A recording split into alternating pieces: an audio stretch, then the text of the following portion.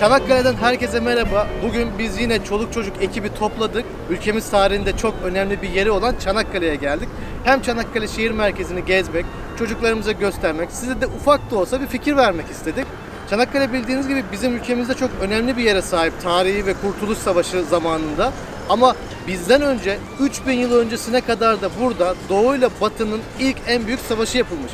Arkamda Truva atının maketini görüyorsunuz. Bu maket 2000'li yıllarda Brad Pitt'in oynadığı filmde kullanılan maketin ta kendisi. Ve filmden sonra da şehre armağan ediliyor. Şimdi şehrin deniz kenarında çok güzel, merkezi bir konuda şehrin simgesi haline gelmiş. Bugün hem Çanakkale'de şehir merkezini gezeceğiz. Burada yapmanız gereken şeyleri size aktarmak istiyorum. Ondan sonra da Truva Müzesi'nin olduğu yere, yani Tevfikiye Köyü'ne doğru gideceğiz. Orada çok güzel bir müze var. Bir yarışma projesiyle seçilmiş olan bir yapı var. Oraları size göstermek istiyorum. Daha sonradan da Gelibolu Yarımadası'nda Çanakkale şehitliklerini ziyaret edeceğiz. Umarım çok güzel bir gezi olacaktır. Sizlere de ufak bir fikir vermesini isterim. Hadi buyurun başlayalım.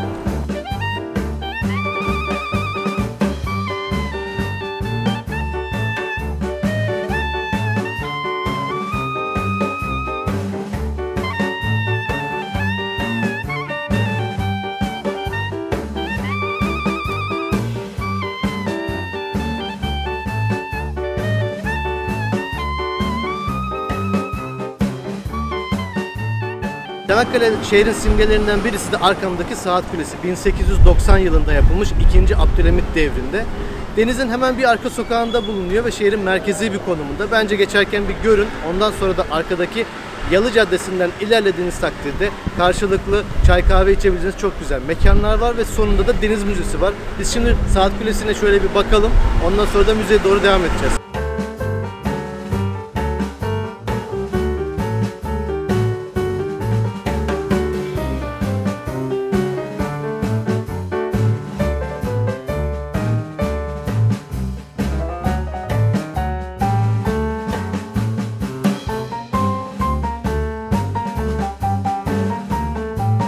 Saat Kulesi'nden devam ettikten sonra karşıda Deniz Müzesi var. Deniz Müzesi'ne girmeden önce sağ tarafta Yalı Camisi ve karşısında da bir kent müzesi var. Burada Çanakkale ile ilgili burada yaşayan insanların kullandığı eski eserler var. Belediyenin bir müzesi ve buraya bağışlanmış. Şimdi bir içeriye bakalım, ondan sonra da müzeye devam ederiz.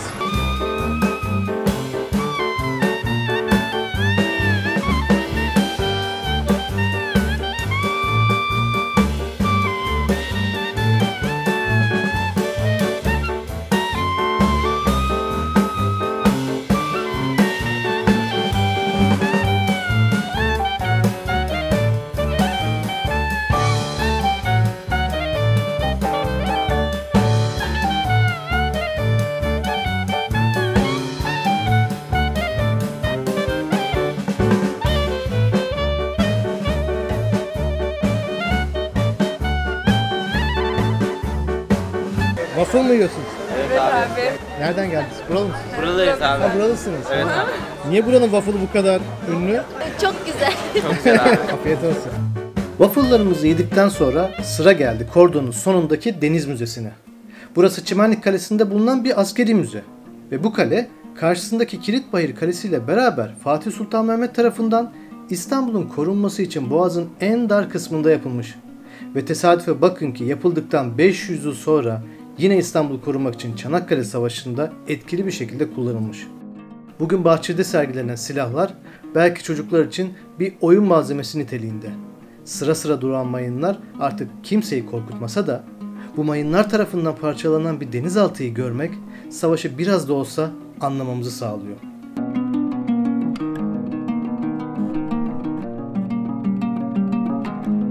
Biz çocuklarımıza anlayabildikleri ölçüde savaşı ve bu vatanı savunanları açıklamaya çalıştık. Bu topraklar binlerce yıl öncesinden beri Doğu ile Batı arasında her türlü savaşa tanıklık etmiş. Ama bu kadar insanın öldüğü bir konuyu anlamlandırmak ve hissetmek bizim için bile zor. O yüzden bu vatanı kurtarmak için gözünü kırpmadan canını veren, herkesi saygıyla anıp Çanakkale'de bir daha böyle acılar yaşanmamasını diliyoruz. Ve çocuklarımızın Çanakkale'yi güzel bir şehir olarak anmasını istiyoruz. O zaman biz yolumuza kaldığımız yerden devam edelim.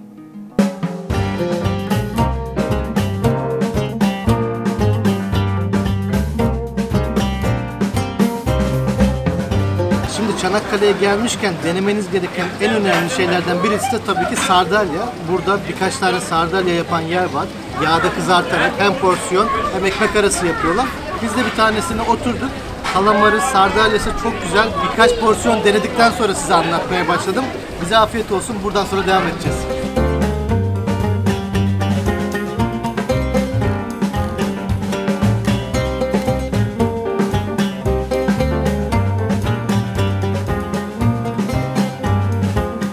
Şimdi geldik Çanakkale'nin ünlü simge yapılarından birisi olan Aynalı Çarşı'nın önüne. Burası 1890 yılında Musevi cemaatinin ileri gelenleri tarafından yaptırılmış 2. Abdülhamit'in tahta çıkmasının 14. yılı şerefine.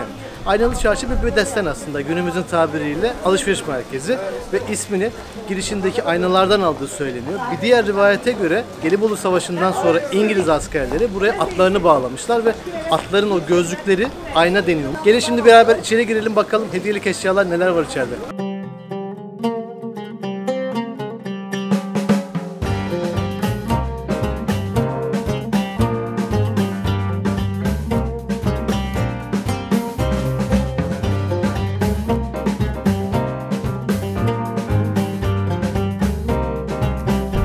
Şimdi de geldik Çanakkale'den yarım saat mesafede 37 kilometrede Tevfikiye köyüne. Burada ünlü Turaya Müzesi var. 2018'de açılmış olan bir müze ve mimarlık camiasında da çok ünlü bir binadır bu. Etraftan çıkarılan çok önemli eserler var burada sergilenen. 3 katlı bir yapısı var. Ama aslında burada çıkarılan eserlerin çoğu 1800'lü yıllarda Şiliman adında bir arkeolog veya hırsız da diyebilirsiniz. Onunla beraber yurt dışına, Almanya'ya kaçırılmış. Daha sonradan da 2. Dünya Savaşı'ndan sonra o Berlin Müzesi'nden Rusların vasıtasıyla oradan alınıp Pushkin Müzesi'nde sergilenmiş. Yine de içeride çok güzel eserler var. Şimdi bir hem binayı görmüş olalım hem de içerideki eserleri beraberce gezelim. Bahçedeki layitlerin arasından geçtikten sonra bir rampayla müzenin girişine doğru iniyoruz. 2018'de açılan bu müzenin kuruluş amacı Homeros'un İlyada ve Odysseia destanına da konu olan ticaret, zenginlik ve bir savaş kenti olan Truva'yı bu bölgeden çıkarılan arkeolojik eserlerle anlatmak.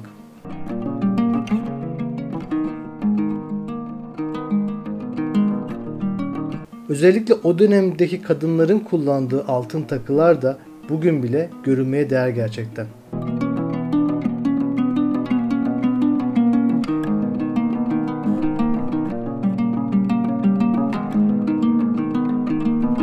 Katlar arasındaki rampadan sızan ışık oyunları da görsel açıdan gerçekten çok etkili.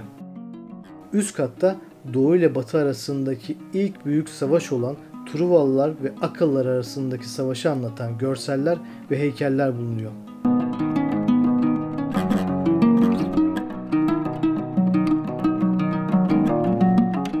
En üst katta Yitik Miras isimli duvarda Truva'dan yurt dışına kaçırılmış eserlerin görselleri ve sergilendikleri müzeler tek tek isim yazılmış.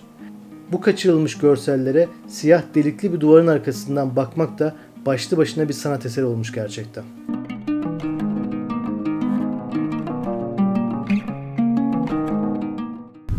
Turaya Müzesi'nde 2 saat geçirdik. Çok güzel bir müze gerçekten. Alt katta ilk başta antik zamandan kalan eserler var. Üst katlarda Troya Savaşı'nı betimleyen eserler, resimler ve hologramlar var. Yine biraz önce girerken bahsettiğim gibi buradan kaçırılan eserlerin de sergilendiği, fotoğraflarının en azından gösterildiği bir bölüm de var. Çok güzel olarak anlatılmış orada. Bence Çanakkale'ye gelmişken yarım saat mesafede mutlaka gelin. Tabii ki gelirken müze kartlı olarak gelin. Çünkü müzenin girişi 75 lira ama müze kartı 60 liraya alabiliyorsunuz. Türkiye'nin her yerindeki müzede geçerli. İçerideki müze kafede indirimli olarak ürünler alabiliyorsunuz. Otoparkı mevcut. Hemen Truva'nın öğren yeri de burada. Hemen karşı tarafta öğren yeri var. Yani bu eserlerin çıkarıldığı yerler de orada. Bu bölge hem yeşilin içinde o Truva Savaşı'nın geçtiği yeri hayal ederken bu müzenin de burada olması gerçekten keyifli. Mutlaka tavsiye ediyorum.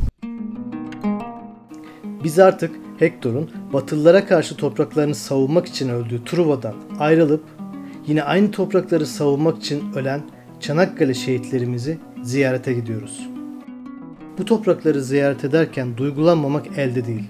Ülkenin her yerinden gelen Mehmetçiğin yattığı bu şehitliği mutlaka siz de bir gün ziyaret edin. Güzel gezilerde tekrar görüşmek üzere. Hoşça kalın.